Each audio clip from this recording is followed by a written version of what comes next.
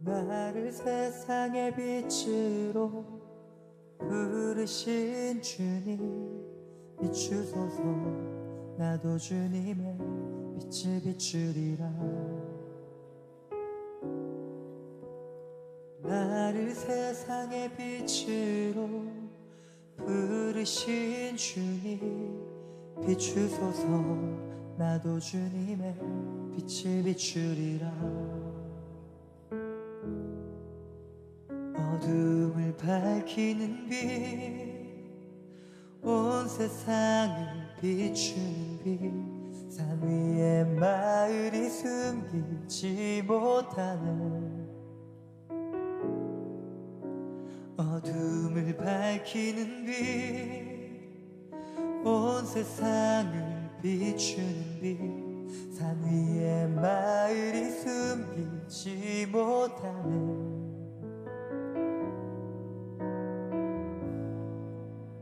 나를 세상의 빛으로 부르신 주님 비추소서. 나도 주님의 빛을 비추리라. 나를 세상의 빛으로 부르신 주님 비추소서. 나도 주님의 빛을 비추리라. 어둠을 밝히는 빛, 온 세상을 비추는 빛, 산 위에 마을이 숨기지 못하네. 어둠을 밝히는 빛, 온 세상을 비추는 빛, 산 위에 마을이 숨기지 못하네.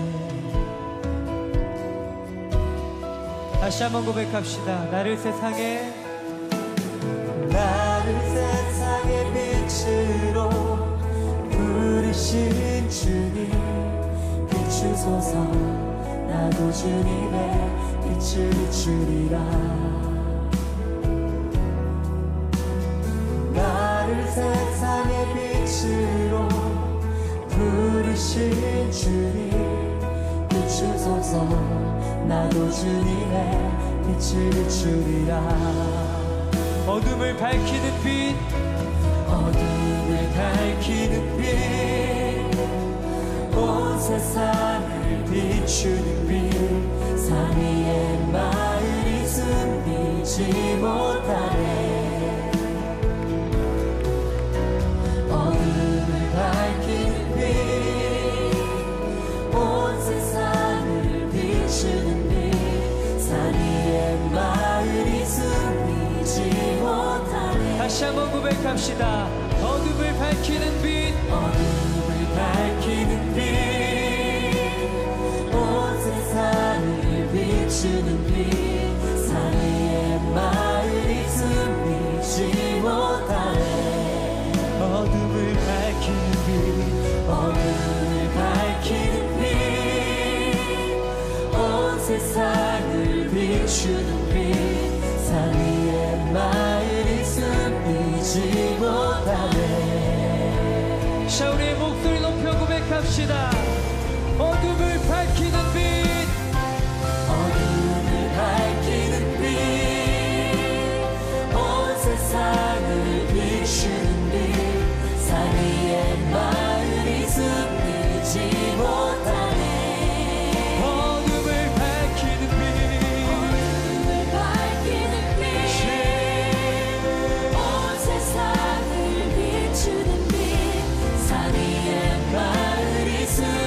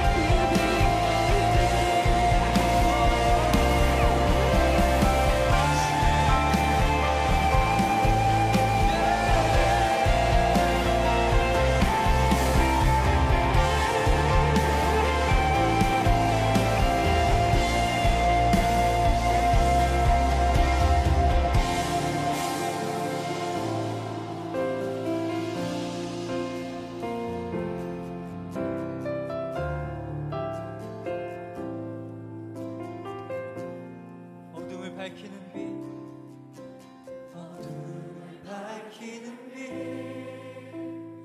온 세상을 비추는 빛, 산 위에 마을이 숨기지 못하네.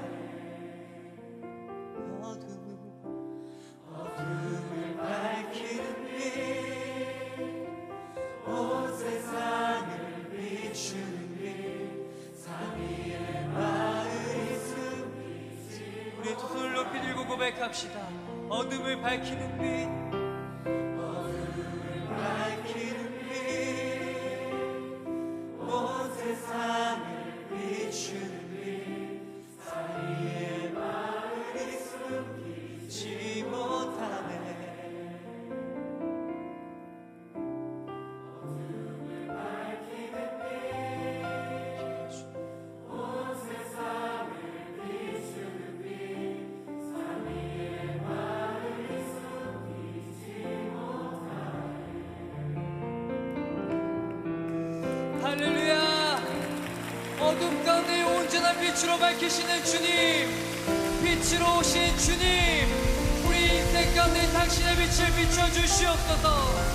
어둠이 있는 곳마다 당신의 영광의 빛을 비춰주시옵소서.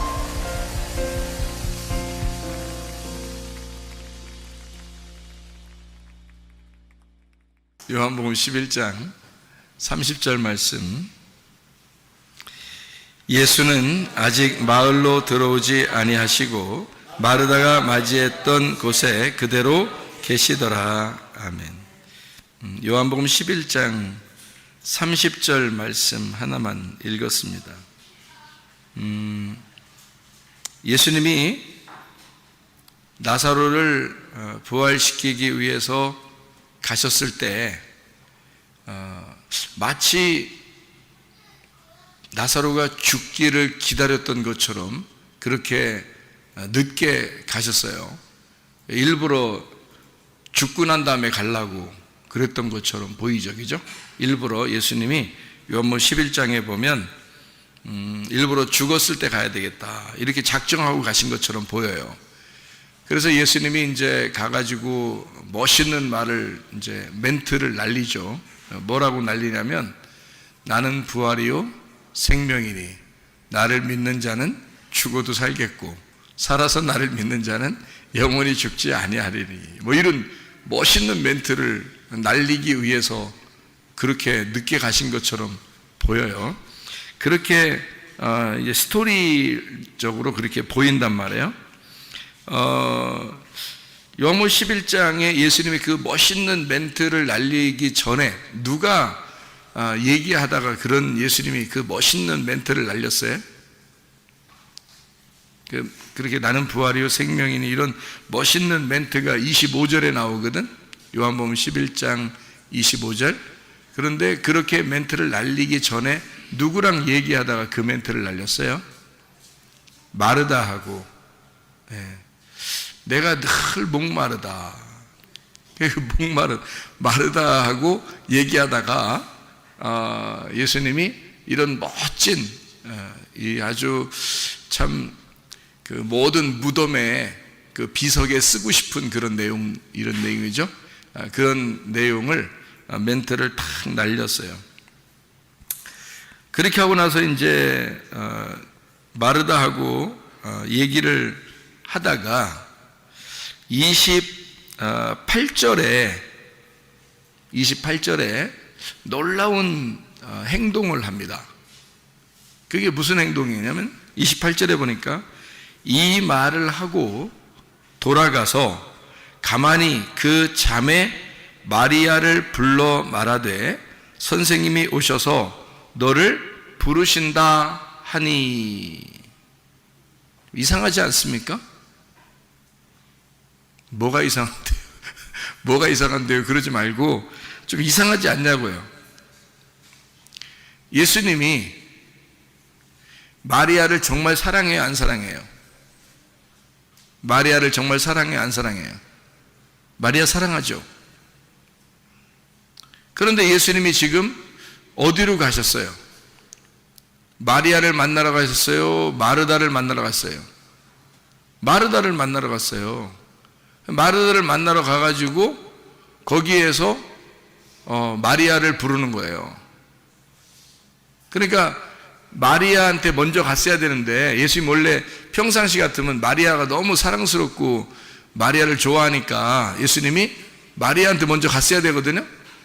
그런데 마리아한테 안 갔다고요, 여기서는. 그러니까 무덤에 오느라고 아마 무덤까지 오니까 마르다만 있었고, 마리아는 무덤에도 안 나타났어요. 그러니까 마리아가 조금 이렇게 성격이 좀 있는 사람 같아요. 성격이 없는 사람 같아. 마리아 지금 상당히 삐진 것 같아요. 아니면 그 정상적인 것 같아요, 지금? 마리아가? 어떻게 보면 삐진 것 같기도 하고, 분명히 예수님이 어디로 올 거라는 걸 알 텐데, 그런데 마리아는 거기 오지도 않았어요. 그냥 집에 그냥 있는 거예요. 그리고 마르다만 거기에 있단 말이에요. 그래서 예수님이 마르다한테 갔어요. 그러니까 나사로 죽은 그 장소에 간 거죠. 예수님은 직접 이제 길리 가신 거예요. 그러니까 마리아한테 안 갔어요. 그러니까 여러분이 생각할 때는 그럴 수도 있지 뭐, 나사로 죽었으니까 나사로 죽는다는 얘기 듣고 한참 있다가 죽는 거 기다렸다가 오셔서 멋있는 멘트 하나 날리려고 오셨으니까 당연히 무덤으로 오셨겠지 라고 생각할지 모른단 말이죠. 그렇죠. 그런데 평상시에 그 생활로 봐서는 마리아가 이렇게 예수님의 발 앞에서 말씀을 듣고 이런 행동들을 많이 했기 때문에 예수님이 분명히 마리아를 좋아했고 또 마리아가 하는 행동에 대해서 칭찬을 했단 말이에요. 그런데 마리아한테 가지 아니하고 이쪽에 무덤에 갔고, 마리아한테 먼저 나타나는 게 아니라 마르다한테 얘기를 먼저 해서 그 중요한 멘트를 마르다한테 얘기를 해요. 그런 게 좀 이제 이상하게 보이더란 말이에요, 여기. 그죠? 내용이 이상하게 보이고. 그렇게 하고 난 다음에 이제 30절의 말씀에 보니까 예수는 아직 마을로 들어오지 아니하시고 마르다가 맞이했던 곳에 그대로 계시더라, 이렇게 이야기했습니다. 그리고 31절에 마리아와 함께 집에 있어 위로하던 유대인들은 그가 급히 일어나 나가는 것을 보고 곡하러 무덤에 가는 줄로 생각하고 따라갔다, 이렇게. 그리고 32절에 마리아가 예수 계신 곳에 가서 배엎고 그 발 앞에 엎드려 이르되 주께서 여기 계셨더라면 내 오라버니가 죽지 아니하였겠나이다 하더라, 이랬거든요. 마리아가 지금 믿음 있어요, 믿음이 없어요? 예? 믿음 있어요, 믿음 없어요? 예? 마리아가 믿음이 없죠. 그죠? 마리아가 믿음이 없는 겁니다. 예수님이 죽은 자도 살릴 수 있는 분이고 온 만물, 우주 만물을 창조하신 하나님으로 믿었다면 죽었어도 살릴 줄을 믿고 있는 게 진짜 믿음인데, 마리아는 이제 어떻게 생각하냐면 예수님이 여기 같이 있었으면 안 죽을 것인데요, 이렇게 생각했단 말이죠. 근데 원래 진짜 믿음은 어떤 믿음이냐면 죽어도 살겠고 해야지 진짜 믿음이거든요. 아니, 죽어도 살릴 수 있으신 분이다라고 믿었어야 진짜 믿음인데, 그런데 마리아는 그런 믿음을 갖지 않았단 말이죠. 여기 계셨더라면 안 죽었을 건데요 라는 건, 그러니까 죽음으로 이렇게 가고 있는 사람을 조금 돌봐주면 안 죽고 살아났지 않았을까, 이제 이런 믿음이에요, 마리아 믿음이. 그렇죠? 근데 예수님은 그런 게 아니었죠. 그래서 일부러 죽인 거예요. 죽은 다음에 내가 살려야 되겠다, 그래야 얘들이 꼼짝 못하지, 그런 생각을 하신 것처럼 보여요, 그렇게. 그리고서 예수님이요 33절에 마리아가 그렇게 얘기하니까 33절에 뭐라고 그러냐면, 예수께서 그가 우는 것과 또 함께 온 유대인들이 우는 것을 보시고 심령에 비통히 여기셨다 이렇게 이야기했습니다. 그리고 불쌍히 여기사 그랬고요. 그리고 35절에 예수께서 눈물을 흘리시더라 이렇게 되어 있습니다. 그러면 이제 우리가 좀 알아야 되겠죠. 여기 앞에 눈물 흘리시더라라고 하기 전에 어떻게 했어요? 예수님이 눈물 흘리시더라 하기 전에 뭐 하셨다고요? 어떻게 했다고요? 심령에 뭐뭐 통하셨다 그랬어요. 뭐 통하셨어? 비통하셨다 이 나오죠, 그죠? 그러니까 지금 예수님이 눈물을 흘리시기 전에 심령에 비통하셨다. 자, 그러면은 이게 지금 예수님이 슬프다는 얘기예요. 지금 기쁘다는 얘기예요. 슬프다는 얘기죠, 그죠? 그러면 뭐가 슬프다는 얘기예요, 예수님이 지금? 예? 뭐가 슬프다는 얘기예요? 나사로가 죽어서 슬프다는 얘기요. 마리아, 자기가 사랑하는 마리아가 우니까 거기에 대해서 슬프다는 얘기요. 아니면 얘들이 못 알아들어서 슬프다는 얘기요. 예? 심령의 비통히 여기시고 눈물을 흘리셨다는 말은 그냥 슬프면 울면 되죠. 그런데 그들이 우는 모습, 그리고 예수님이 여기 계셨으면 우리 오라버니가 안 죽었을 텐데요 라고 하면서 우는 그 모습을 볼 때 예수님이 비통히 여기셨다. 그것은 정말 어떤 면에서는 안타깝고 좀 얘들이 왜 이러지? 뭐 불쌍한 예수님 입장에서는 예수님은 있잖아요. 어떻게 생각하고 있냐면 여러분 예수님 생각을 좀 해봐야 돼요. 예수님 생각을 좀 해봐야 돼. 저는 예수님 생각 많이 하고 산다 그랬죠. 예수님 무슨 생각할 것인가 많이 생각하고 산단 말이에요. 잘 생각해 보시라고. 예수님이 이 당시의 스토리에서 여기에서 그 장소에서 예수님은 무슨 생각을 하고 있을까 하는 얘기예요. 예수님은 저 사람이 죽었어. 내가 살릴 수 있어. 자, 단순히 근데 너희들이 못 알아들어. 마음이 안타까워. 그래서 눈물이 나. 뭐 단순히 지금 그런 얘기예요. 아니면은 저 사람들에 대해서 지금 저 사람들이 가지고 있는 생각하고 예수님이 가지고 있는 생각하고 전혀 안 맞아. 지금 안 맞아. 저 사람들은 나사로가 죽었다고 슬프다고 울고 예수님 여기 있었으면 안 죽었을 텐데 하면서 막 울어제끼고 그러는데 예수님 입장에서는 나사로가 죽은 거예요? 자고 있는 거예요? 자고 있는 거예요. 그러면 나사로가 죽은 거예요? 자고 있는 거야? 자고 있는 거잖아. 그러면 죽지 않았는데 왜 울어? 예수님 입장에서 보면, 그죠? 예수님 입장에서 보면 죽지도 않았는데 왜 우냐 이거야. 죽지도 않았는데. 그러니까 잠자고 있는 거야. 지금 나사로가 잠자고 있는 거야. 근데 너희들은 왜 울어? 그러면 내가 안 죽었다는 거, 지금 잠자고 있다는 걸 알면서 내가 슬퍼서 울까? 그렇지 않죠. 즉 여기서 예수님이 우시는 것은 사실 어떻게 보면 너희들의 믿음 없음에 대하여 울고 있는 거죠. 나는 죽어도 살릴 것이고 내가 내 입장에서 보면 하나님이 자기 입장에서 보면 나사로는 죽은 게 아니야. 잠자고 있어. 그런데 죽은 것인 줄 알고 슬퍼서 예수님이 운다면 말이 되냐고요. 말이 안 되죠. 그러니까 이게 예수님의 그 생각하고 사람들의 생각 차이예요. 그죠?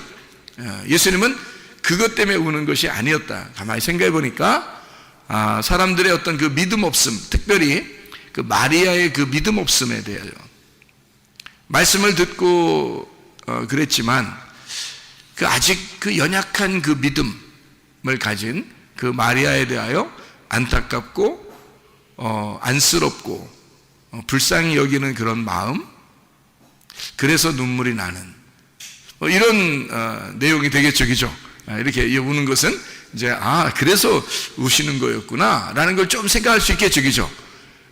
만약에 진짜 슬퍼서 우는 거라면 나사로가 진짜 죽었어야 되고, 그리고 영원히 못 만나야죠.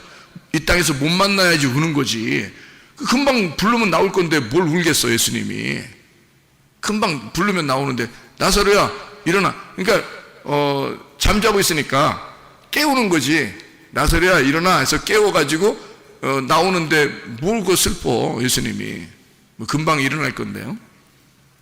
그런 면에서 보면 예수님의 어떤 생각하고 사람들의 이 생각하고 좀 다르더라. 그래서 사람들은 예수님이 우시니까 뭐라고 생각했냐면, 이에 유대인들이 말하되 보라 그를 얼마나 사랑하셨는가, 이렇게 얘기를 해요. 그러니까 이게 얼마나 그들이 모르고 있는가 이 말이죠. 그죠? 얼마나 사랑하셨는가를 얘기하는 그 사람들이 얼마나 예수님을 모르고 있는가를 여기에다가 반증해서 얘기해주고 있는 그런 내용이죠. 그죠? 그러니까 여러분, 그 죽음이라고 하는 것을 어떻게 생각해요? 죽음 그러면 어떻게 생각해요? 여러분 지금 만약에 여기서 죽는다 그러면 여러분 어디가 있을까?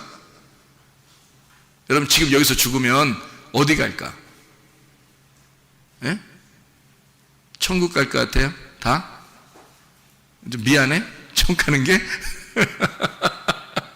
여기서 죽으면 바로 어디로 가실 것 같아?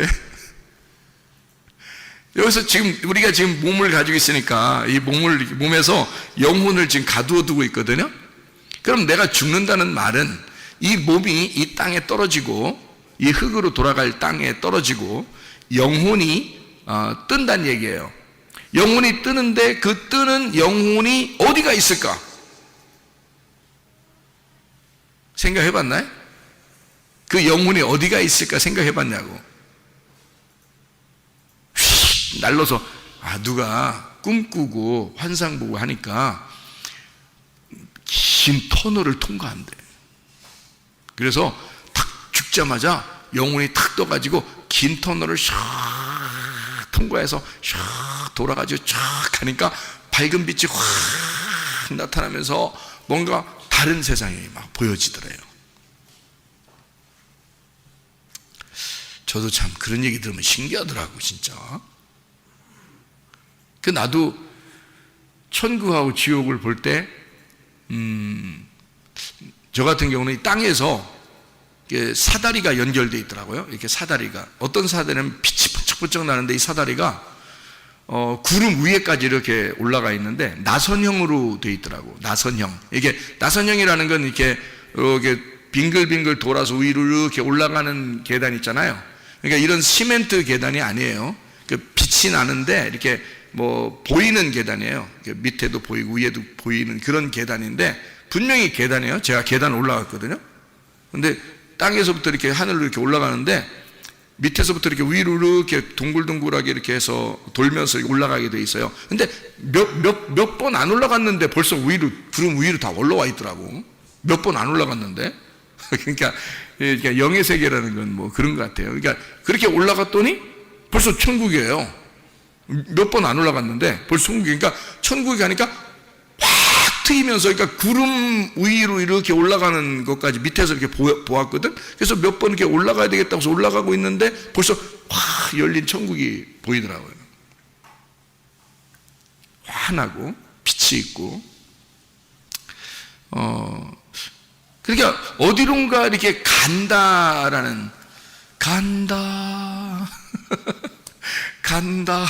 어디론가 간다는 것을 이제 우리가 보통 사람들이 그래서 죽으면 어떻게 해요?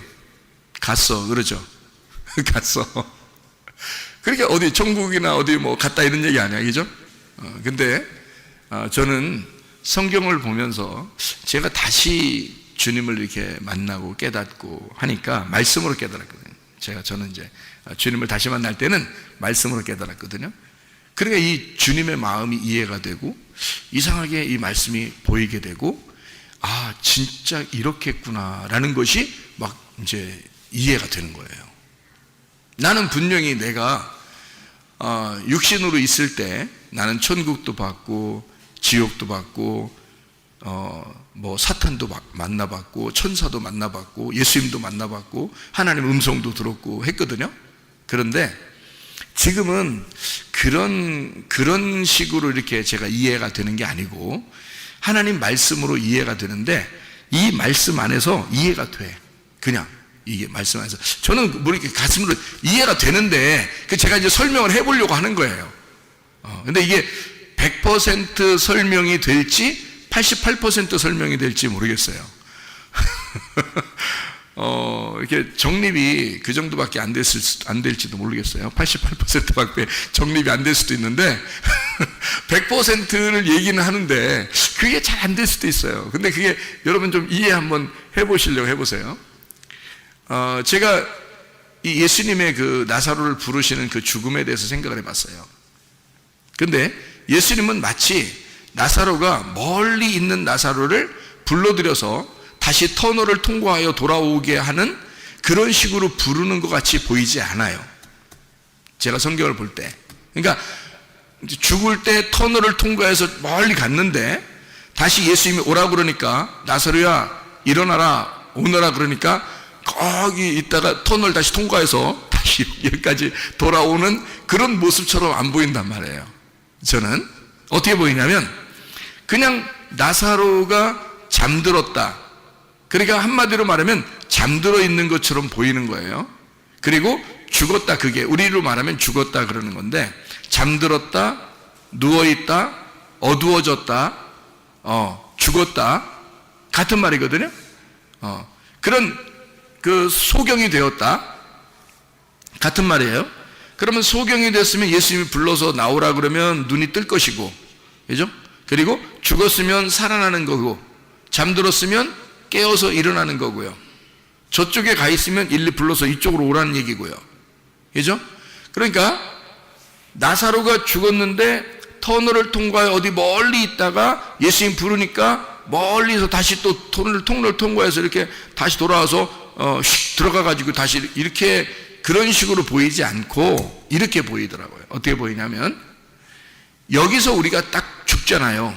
죽으면 분명히 우리 영혼은 내 옆에 살지 않았고 내 안에 살고 있었습니다. 그죠? 내 영혼은 내 안에 살고 있었어요. 내가 죽었다 그러면 분명히 영혼이 어디론가 떴어요. 분명히 뜨긴 떠요. 내 몸은 땅으로 떨어지니까. 그래서 땅에 떨어진 몸은 영혼이 없으니까 불러도 대답 없는 그대 이름이 되는 거야. 불러도 대답이 없어. 그런데 영혼은 분명히 바로 그 순간에 떴어요.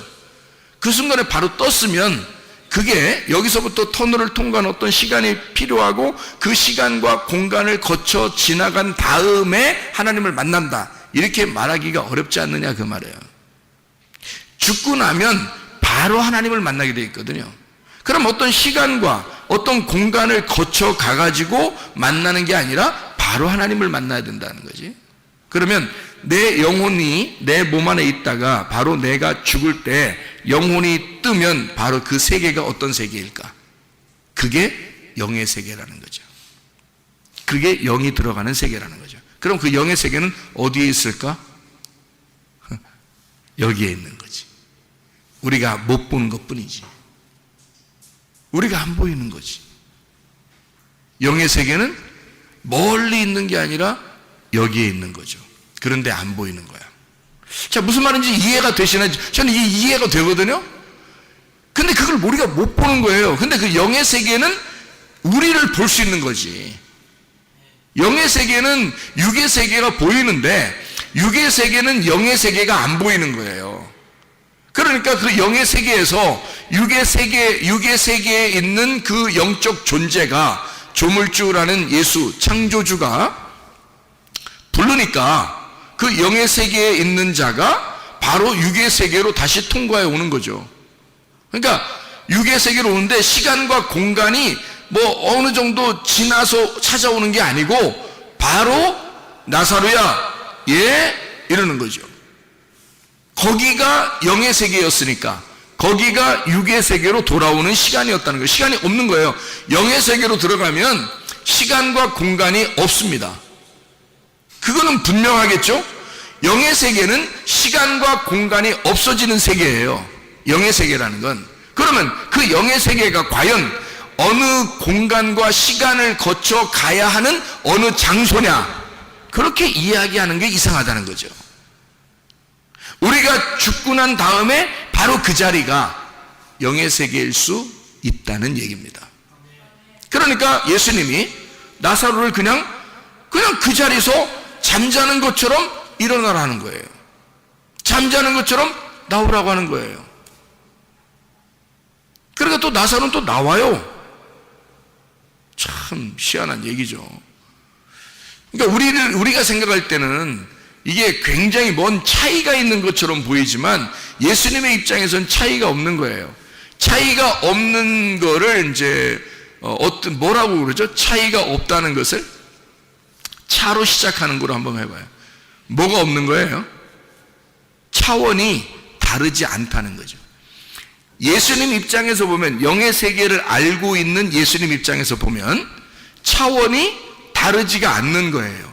근데 우리들은 여기에 살고 있으니까, 이 땅에 살고 있으니까 차원이 조금 다르기만 해도 안 보이는 거죠. 모르는 거란 말이에요. 근데 예수님은 저쪽 차원에서 이쪽으로 왔기 때문에 이미 저쪽 차원과 이쪽 차원의 시간과 공간이 필요가 없는 거예요. 예수님은 다 아는 거야. 근데 우리들은 이쪽 차원에 살고 있기 때문에 저쪽 차원이 안 보이니까 차원의 세계가 모르는 것 뿐이지, 사실 차원만 여러분이 알게 된다면, 사실은 시간과 공간이 우리한테 제약이 될 수가 없다는 거죠. 예, 무슨 말인지 알겠죠? 그러니까 우리의 죽음이, 곧 내가 말하는 것은 우리의 죽음이 곧 부활이다. 나의 죽음이 곧 부활이고, 나의 이 땅에서의 사라짐, 죽음이 결국 나의 존재라는 거죠. 그러니까 우리는 죽어야 한다라고 하지만 하나님 입장에서는 그게 사는 거다라고 말하는 거라는 거죠. 차원이 다를 뿐이지 사실은 이쪽 세계와 저쪽 세계에 말하는 단어가 다른 거예요. 여기서는 죽는 것인데 그쪽 차원에서는 살아있는 거거든요. 그러니까 여기서는 죽어가는 거고 저쪽에서는 살아나오는 거죠. 차원이 다른 쪽에서는. 그러니까 차원이 다른 쪽에서 보면 지금 나사로는 이쪽 세계에서 저쪽 세계에 있는 중간에 있는 거죠. 예수님이 볼 때는 저쪽 세계에 간 나사로도 자고 있는 것으로 이쪽 세계에서는 표현할 수 있다는 얘기예요. 그러니까 지금 여기 땅에서 인간들과 함께 살고 있는 예수님으로서는 인간들에게 설명을 하는 게 가장 적절한 설명이 뭐예요? 나사로가 죽은 건 아니고 자고 있다. 이래야 딱 맞는 얘기거든요. 근데 이쪽 사람들이 볼 때는 분명히 죽은 거예요. 그리고 울고 있는 거예요. 근데 예수님은 뭐 때문에 우느냐? 예수님도 울긴 울었는데 저 사람들이 못 알아들어서 우는 거죠. 영의 세계를 볼 수 없으니까 우는 거란 말이에요. 다시 말하면 그들이 안타까운 거예요. 저 사람들이 몰라도 너무 모르는 거예요. 자, 그러면 이제 예수님이 마리아를 왜 안 찾아가고 마르다를 찾아왔을까? 이 얘기를 한번 해볼게요. 마르다가 진짜 사랑스러운 여인이죠. 그래서 예수님이 꼭 그 여자를 한테 갔어야 정상인데, 마르다한테 온 것은 거기에 뭐가 있다고요? 무덤이 있다고. 무덤은 어떤 곳이라고요? 교회와 같은 곳이라고요. 그렇죠? 무덤은 교회와 같은 곳이고, 애굽, 광야, 가나안 그럴 때 어느 곳과 같아요? 무덤은 광야와 같은 곳이라 했죠. 그러면 광야와 같은 곳이고 교회와 같은 곳이고 무덤이라고 하는 장소에 예수님이 찾아가셨다는 겁니다. 그렇죠? 거기에 찾아가서 예수님이 마르다를 만나고 나사로를 만나고, 다시 말하면 무덤에 있는 나사로를 이제 만나는 겁니다. 그때 마리아는 어디에 있었을까? 마리아는 어디 있었어요? 마리아가? 성경 다시 읽어봐야 돼요. 요한복음 11장에 보니까 어디에 있었어요? 마리아가? 네, 집에 있었다고요. 그 집이 어디예요? 집이 어디냐고. 집은 또 무조건 교회야? 세상의 집은 애굽이죠. 세상의 집은 애굽이라고요. 그러면 나사로는 지금 어디서 죽은 거야? 어디서 죽은 거야? 무덤에 들어가서 죽은 거야? 아니면 죽어서 무덤에 간 거야? 죽어서 무덤에 간 거야. 그러면 죽은 데는 어디서 죽은 거야? 애굽, 광야, 가나안. 그러면 어디서 죽은 거야? 애굽에서 죽은 거야. 애굽에서 죽고 광야로 데리고 나온 거잖아. 다시 말하면 무덤으로 데리고 간 거잖아. 이해가 돼요? 그럼 예수님은 지금 어디서 지금 나사로를 살리는 거야? 나사로를 광야에가 살리는데, 이 무덤에가 살리는데, 광야에서 무덤에서 나사로를 살리는데 무덤에 있는 나사로를 뭐하고 있다? 죽었다 그래? 잠자고 있다 그래? 잠자고 있다 그래. 어디서 죽었었기 때문에, 애굽에서 죽었었기 때문에, 자기 집에서 죽었잖아. 여러분과 저는 집이 두 개라니까요. 집이 두 개예요. 세상에 집이 있고 하늘에 집이 있는 거야. 우리 집은, 그죠? 그러면 하늘의 집은 어디라고요? 하늘의 집은 어디야? 무덤이라고. 무덤이 곧 하늘의 집이라니까? 제가 말하는 거 따라올 수 있어요? 따라와줘? 자, 봐요. 지금 내가 여기서 죽으면 바로 어디로 간다고 했어? 차원이 다른 영의 세계로 들어간다 그랬지? 그죠? 그러면 내가 죽는 것은 이쪽 차원이 다른 세계에서는 지금 부활하는 거죠? 살아나오는 거라고. 이 땅에서 볼 때는 죽으러 들어가는 건데, 저쪽 차원에서 볼 때는 내가 살아서 나오는 거잖아. 그죠? 무슨 말인지 알겠죠? 그러니까 무덤이 곧, 내가 죽은 그 무덤이 곧 천국이 되는 거죠. 그래서 무덤으로 들어가는 걸 천국의 문이라고 그러는 거야. 성경에서 아브라함이 굴 하나를 샀죠. 굴, 먹는 굴 아닙니다. 사람들 죽으면 들어가는 그 굴을 샀어요. 그 굴을 사가지고요, 거기 하나님의 교제의 장소거든요. 그 굴을 사가지고 사라를 거기다가 이제 장례를 치렀단 말이에요. 그리고서 자기가 죽으면 어디로 간다 그래요? 그 무덤으로 다시 들어가요. 그리고 이삭은 어떻게 했어요? 자기도 거기다 집어넣는 거죠. 리브가도 거기다 집어넣어달라요. 그러니까 다 자기들 지금 믿음의 조상들은 다 그 굴이라는 그 무덤으로 다 거기다 집어넣어달라고 그랬어요. 다른 데 갈 수도 있는데 왜 자꾸 거기다 집어넣어달라고 그러지? 거기다가 집어넣어달라고 하는 이유가? 그리고 참 야곱이 부인이 4명 있었는데 먼저 그 죽은 여자가 있어요. 누가 죽었죠? 라헬이라는 여자가 죽었을 때는 어디다가 이렇게 장례를 치렀죠? 길에서 죽어가지고 베노니 그랬더니 베냐민, 야곱이 이름 바꿔가지고 이제 아버지가 이름 바꿔서 해줬죠, 그죠? 그러니까 이 베노니라고 하는 거는 뭐예요? 예? 베노니는 죽음의 아들의 슬픔의 아들이고, 베노니. 그랬더니 야곱이 뭐라 그래? 베냐민, 오른손의 아들이다, 이렇게 만들었거든요. 그러니까 오른손의 아들이라 할 때 그 전에 베노니라고 하는 건 왼손이라는 거죠. 죽음을 얘기하는 거예요. 그러니까 너는 슬픔의 아들이고 죽음의 아들이다. 그런데 오른손으로 될 것이고 하나님의 능력이 될 것이고 부활하여 하나님 우편에 앉게 될 것이다. 이런 게 이제 베노니에서 베냐민으로 된 거거든요. 그가 이제 그 어머니가 그 아이를 낳으면서 죽었어요. 그 여자는 아브라함과 이삭과 야곱의 무덤에 들어가지 못했습니다. 그런데요, 레아라는 사람이 있어요. 레아 여자.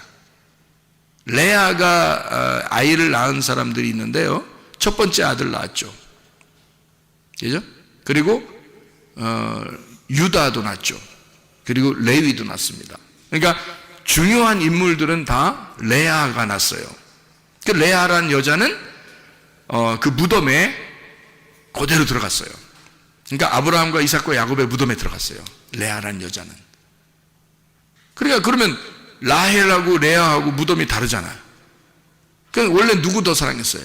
야곱이. 라헬을 더 사랑했어. 근데 왜 라헬은 길에서 묻어버리고 레아는 자기 조상들의 묘에 집어넣었을까? 이상하죠? 그러니까 원래 처음에 라헬을 만날 때는 자기 뜻대로 만났어요? 하나님의 뜻대로 만났어요? 자기 뜻대로 만났어요. 자기가 좋아하는 여자가 라헬이에요. 근데 레아는 생긴 게 어때요? 자기 마음에 들어요, 안 들어요? 안 들어요. 자기 마음에 안 들지만 하나님은 그 여자가 너의 진정한 부인이다 라는 것을 인정해 주고 싶은 거거든요. 그래서 레아는 하나님의 뜻대로 주신 거예요. 그래서 자기 뜻이 아니라 라헬인 줄 알고 잠자고 일어났던 레아였던 거예요. 누가 다 작전 쓴 걸까요? 그 아버지가 작전을 쓴 건데 그 하나님이 다 만드신 겁니다. 그래서 레아라는 여자는 야곱의 뜻대로 만난 게 아니라 하나님의 뜻대로 만난 여자예요. 그러니까 그 여자를 통해서 예수님이라고 하는 이스라엘의 왕이 이 레아를 통한 아들 유다를 통해서 나오는 거예요. 예수님이요. 그러니까 하나님의 뜻대로는 레아가 된 거고요, 자기 뜻대로는 라헬이 된 거예요. 그래서 하나님의 뜻대로 있는 여인, 그가 진정한 부인이다 라고 해서 그 여자를 자기의 조상들의 묘에 집어넣는 겁니다. 야곱이요. 진짜 사랑한 건 라헬이었는데 생각해 보시라고요. 그런데 자기가 진짜 사랑한 게 아니지만 하나님의 뜻대로 아내가 된 그 여인을 자기 조상들의 묘에 집어넣어서, 그 묘라는 게 상당히 그래서 중요한 겁니다. 왜냐하면 그 무덤으로 들어가는 그 문이 결국에는 천국으로 이어지는 문이기 때문이에요. 그러니까 성경에서 말하는 이스라엘 사람들, 그러니까 히브리 사람들의 어떤 문화적으로는요, 무덤이 굉장히 중요합니다. 왜냐하면 그 무덤에 집어넣을 때 바로 그 장소가 천국으로 이어지는 문이라고 생각했기 때문입니다.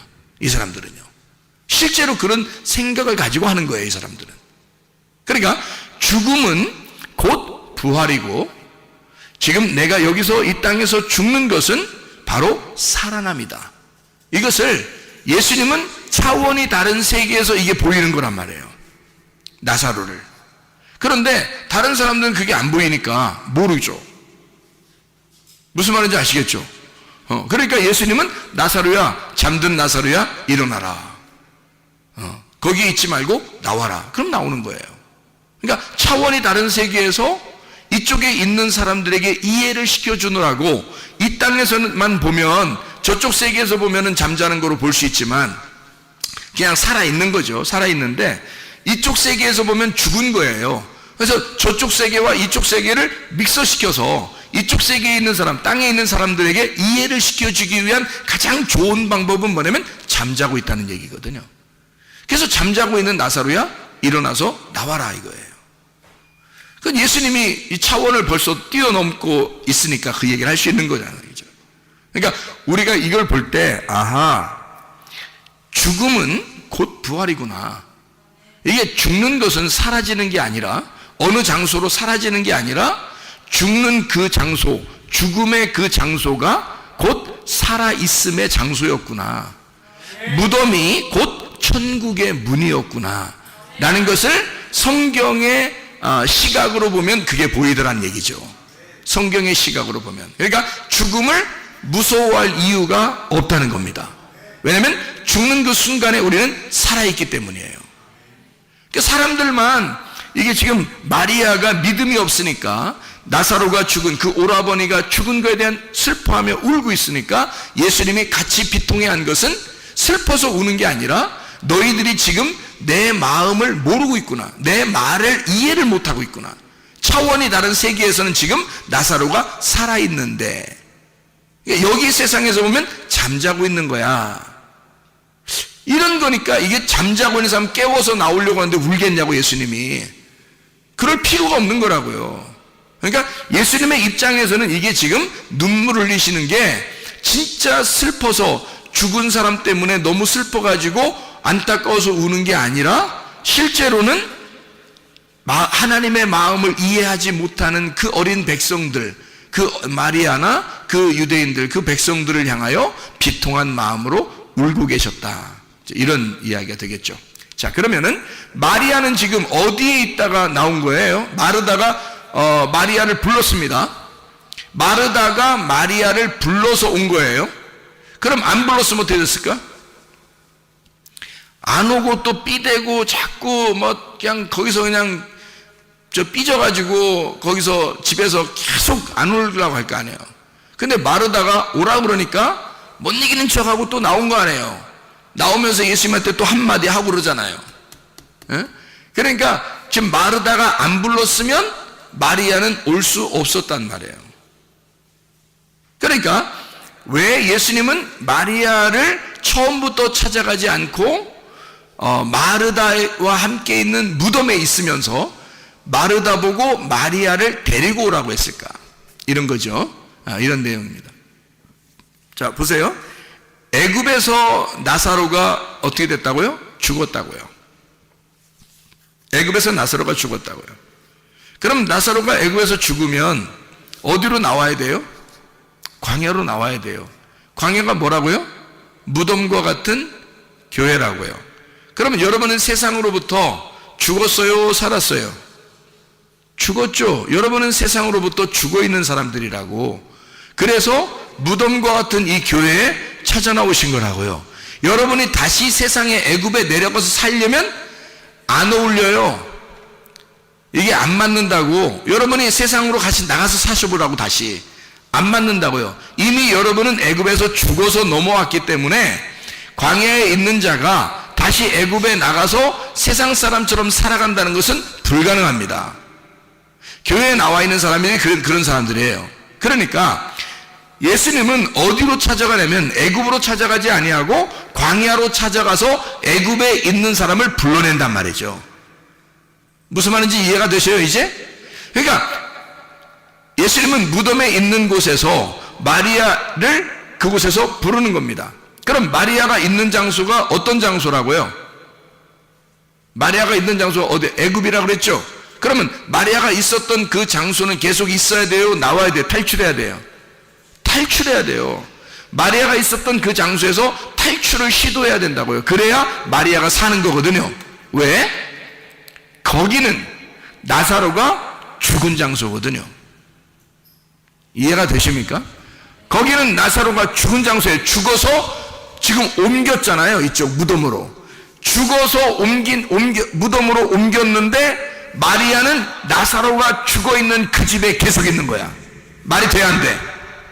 안 되지. 그래서 광야에 있는 무덤에 있는 마르다를 시켜 마리아를 불러오라는 거예요. 불러와야 돼? 안 불러와야 돼? 불러와야 돼. 여러분은 지금 누구야? 마르다야. 이미 여러분은 무덤과 함께 있다고요. 여러분은 교회와 함께 있고 광야에 나온 자들이라고요. 세상을 탈출하여 나온 사람들이라 그 말입니다. 그러면 여러분을 통하여 하나님의 세상에서 아직 죽어가는 그 자들, 죽은 그 집에서 그 사람들을 불러내라고 여러분을 시키지 않겠냐 그거야. 여러분에게 부탁하는 주님의 마음을 이해하시겠느냐고. 그래서 마르다를 시켜 마리아를 불러와라. 애굽에 그대로 있으면 안 된다. 나사로가 죽어있는 그 장소에 그 집에 그대로 있어서는 안 된다. 거기는 사망의 집이다. 거기는 죽음의 집이야. 거기서 나와야 돼. 광야라는 곳으로, 교회라고 하는 곳으로, 천국의 문이라고 하는 그 무덤으로 나와야 된다는 거죠. 무덤이 뭐라고? 천국의 문이라고. 그러니까 거기로 집어넣어. 그 장소에 누가 계셔? 예수님이 계셔. 예수님은 어디에 계시다고? 무덤에. 여러분이 죽는 그 장소에 주님이 함께 하신다고요. 여러분이 죽는다고 하는 그 장소, 주님, 나는 죽습니다. 나는 아무것도 가진 것이 없습니다. 나는 광야에 와서 아무것도 가진 것이 없이 나는 세상과 결별하여 죽은 자입니다. 나는 이 무덤에 와서 여기에서 아예 이곳에서 무덤에 들어가겠습니다. 이곳이 바로 천국의 문이 되게 하옵소서 라고 하는 그 장소에 주님이 함께 하시다 그 말이죠. 주님이 이 장소에서 우리를, 세상에 있는 사람들을 다시 불러내라고 우리를 시키는 거죠. 마르다가 바로 그 역할을 한 것입니다. 마리아에게 너 오빠가 죽은 그 자리에 있으면 안 돼. 그 집에, 사망의 집에 그대로 거하여서는 안 돼. 거기서 탈출해야 돼. 거기서 나와야 돼. 라고 말하는 것이라고 말이죠. 누가복음 15장에 탕자가 있습니다. 탕자가 아버지를 떠나 이렇게 허랑방탕하고 살다가 코스가 어디로 갔죠? 어디 코스로 갔어요? 돼지 코스로 갔죠? 예. 그러니까 허랑방탕하다가 돼지 코스로 갔다고요. 돼지 코스로 가니까 거기서 돼지가 뭐라 그래? 뭐라고 했는지는 안 나왔어. 근데 우리들이 생각을 해봐. 돼지가 뭐라고 했겠나? 네, 아버지한테 가라고 그랬겠지. 너 내 거 자꾸 뺏어 먹지 말고 아버지한테 가라고 그랬겠죠. 네? 그러니까 이 탕자가 돼지 말을 듣고 가만히 생각해 보니까 그런 것 같아. 자기가 돼지랑 같이 그렇게 계속 먹는 것도 말이 아닌 것 같아. 너무 미안해. 안 되겠어. 아무래도 아버지식으로 가야 되겠다. 한마디로 말하면 돼지가 그걸 가르쳐 준 거예요.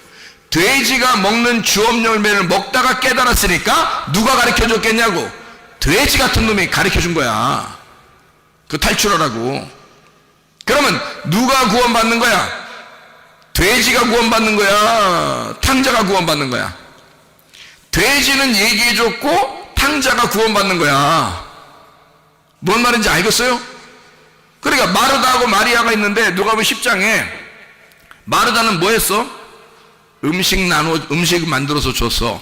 마리아는 뭐 했어요? 말씀 들었어. 예수님이 누굴 칭찬해요? 말씀 들은 마리아를 칭찬해. 누가 구원받는다는 얘기야? 마리아가 구원받는다는 얘기야. 누가 부족하니까? 마리아가 탕자니까. 마리아가 탕자니까. 그러니까 마리아를 구원해야 되는 거야. 탕자보다 형이 하나 있었죠. 누가복음 15장에 보면 형은 늘 어디 있었어요? 늘 어디 있었어? 집에 있었지. 아버지랑 같이. 자기 집이니까 요리하는 거잖아. 마르다는 자기 집이니까 요리하는 거야. 자기 집에서. 근데 마리아는 영 자기 집 같지가 않아. 가만히 손님처럼 말씀 듣고 앉아있어. 자기 집이니까 마르다는 요리를 하잖아. 그죠? 그러니까 집에 있는 형이란 말이에요. 집에 있는 형. 그게 구약에서는 누구야? 모세. 신약에서는 동생 예수. 예수는 누구 때문에 왔어? 나 때문에.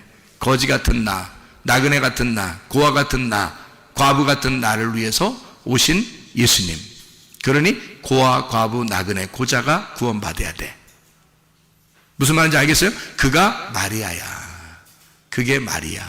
그러니까 죽음의 장소에서 아직 벗어나지 못한 마리아, 죽음의 사망의 집에서 아직도 있는 마리아를 마르다가 부르는 겁니다.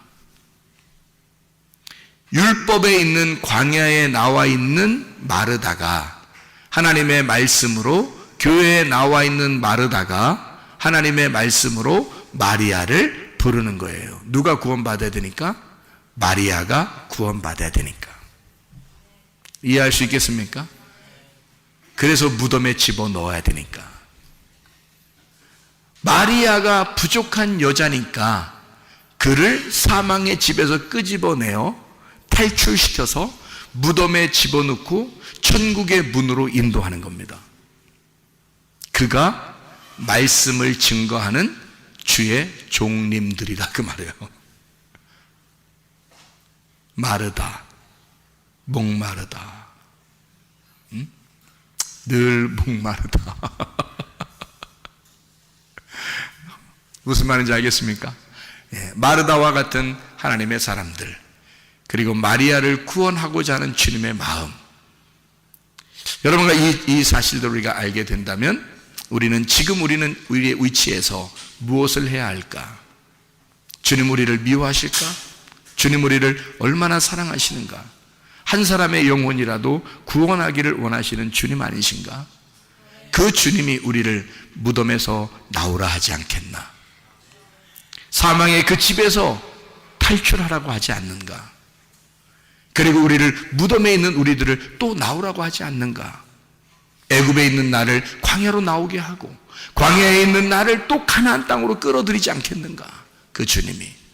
여러분, 우리가 질병과 고통에서 영원히 헤매이다가 죽으라고 하는 것이 아니라 너는 그 질병과 고통에서 해방받아라. 너는 그 문제로 끝장을 내는 게 아니라 거기에서 문제 해결을 받아라. 그리고 주님 앞에 돌아와라. 내가 너희의 해답이고 내가 너희의 길이며 내가 너희의 진리이고 내가 너희의 생명이다. 그 주님 앞에 기도하시기를 바랍니다. 기도하겠습니다. 우리 한 목소리 기도할 때 우리 하나님 아버지, 나의 모든 질병과 고통에서 해방받게 도와주십시오. 문제를 해결해 주십시오. 하나님, 내 사망에 저주된 집에서 나를 끌어내시사 하나님 그리스도 예수의 무덤 안에 들어가 천국의 문을 통과하여 주님과 동행하다가 주님 만나게 하옵소서. 기도합니다.